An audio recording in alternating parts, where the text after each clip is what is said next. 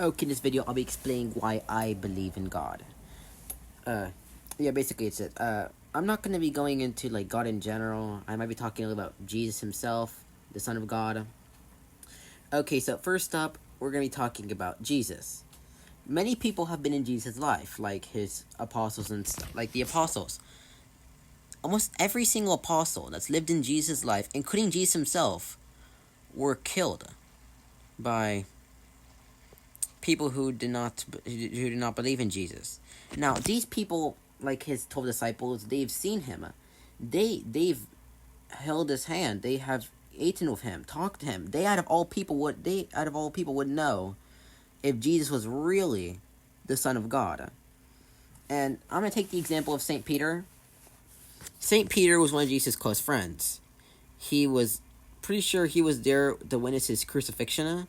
So he would, out of all people, would know if Jesus was really the Son of God or not.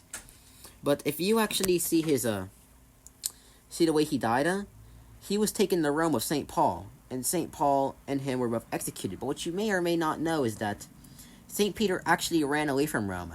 He had a chance to escape, but he had a vision of Jesus, and Jesus was carrying his cross towards Rome, and he asked his friend, his God, where are you going? And he said, I'm going to get executed. He was going to die. Saint Peter, realizing that he wanted to serve his Lord, he went back to Rome, and when he was going to get crucified, he said he did not deserve to die the same way his Lord died. So he was crucified upside down. Now, he out of all people would know if Jesus was really the Son of God. If he knew he was the Son of God, if he knew that he wasn't the Son of God, he would not have returned to Rome. He would not have put himself through this agonizing process of being crucified. He would not have had his own life taken away if he knew that the person he was dying for was nothing but a fake deity. But he knew that Jesus was the real deal. And that's why he knew that if he died, he would have been reunited with his friend in heaven. Another reason why I believe in God is because of the whole. Okay, now if you there's like a law of cause and effect. If you trace back the universe, if you trace back something far enough in the terms of cause and effect, you'll end up getting to stuff like the origin of the universe and the origin of life. Both of these subjects are there's not a lot of information about them. Now, I'm going to first talk about the origin of the universe. Whenever someone talks about the origin of the universe, they always say the same thing. The Big Bang. But in reality, have you ever thought, where does the Big Bang come from?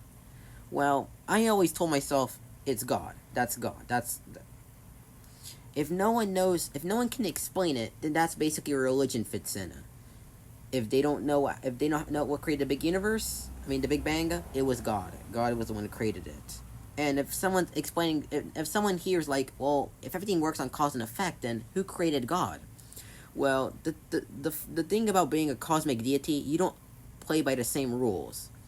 God created himself. And if God created himself and it's like an infinite loop, he's a cosmic deity. He doesn't play deity. He doesn't play by the same rules that normal science does. If he did, then everything would be able to be explained. But there are things in the world that are unexplainable. Another reason why I believe in God is the origins of life. Now, there are two ways that life could have came into this universe. To this planet.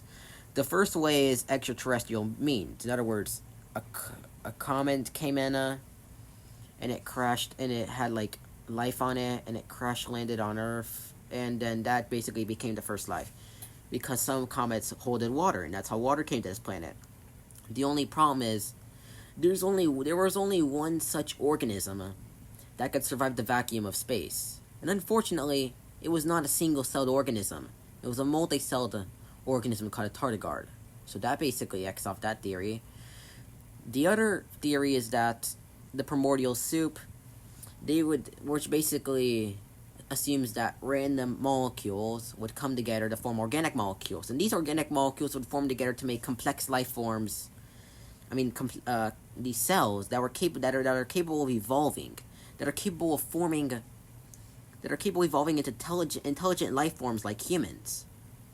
Now, the chances of this happening, that these organic molecules to form, really, you see, these organic molecules are already extremely rare, and in these organic molecules forming together to form a life form is almost impossible. I mean, like, have you ever thought to yourself how small an atom is? And even compared to a small life form like a cell, atoms are huge. So that basically knocks that thingy out. And when you come to the unexplainable, like the origins of life and the origin of the universe, the only really option to explain these is the existence of a god. And that's basically the reason why I believe in it. And that basically concludes my video. Thanks for watching, and I'll see you next time.